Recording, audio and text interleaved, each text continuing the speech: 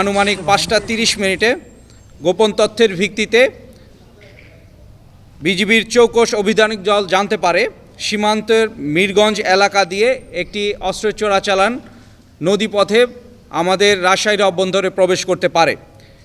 এই তথ্যের ভিত্তিতে রাজশাহী ব্যাটালিয়নের সীমান্তবর্তী সকল বিওপি থেকে অভিযানিক দল বিভিন্ন পয়েন্টে অ্যাম্বুশ পরিচালনা করে।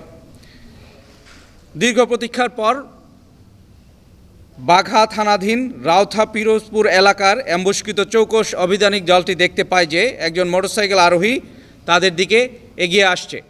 আমাদের চৌকস টিম ওই মোটরসাইকেল আরোহীকে প্রতিহত করার চেষ্টা করলে তিনি মোটরসাইকেলটি ঘুরিয়ে পালিয়ে যাওয়ার চেষ্টা করলে আমবাগানে পার্শ্ববর্তী একটি আমবাগানে পড়ে যান এবং আমাদের টিম তাকে ধাওয়া করে ধরার চেষ্টা করলে তিনি আমবাগানের ভিতর দিয়ে পালিয়ে যান।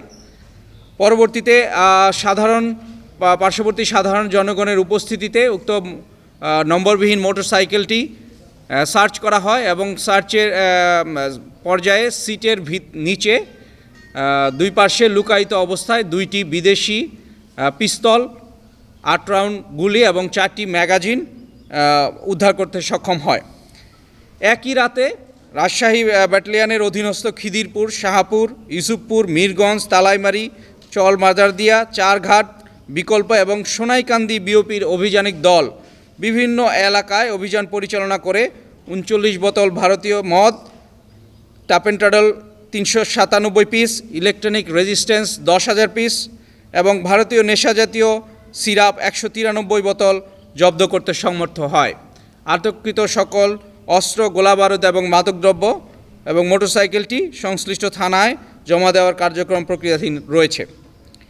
রাজশাহী ব্যাটালিয়ন 1 বিজিবির 7 শতাধিক বিজিবি সদস্য নির্বাচনী এলাকার দায়িত্ব পালনে মোতায়েন থাকায় দুষ্কৃতকারীরা চোরা কারবারিতা সীমান্ত দিয়ে অস্ত্র, গোলাবারুদ এবং মাদকদ্রব্য পাচার করার সুযোগ গ্রহণ করে। কিন্তু আমাদের অত্যন্ত দক্ষ এবং পেশাদারিত্বের সাথে আমরা এই টহল এবং গোয়েন্দা নজরদারি বৃদ্ধি করার ফলে আমরা আজকে এই অস্ত্র, মাদক এবং অন্যান্য নেশাজাতীয় দ্রব্য উদ্ধার করতে সমর্থ হই।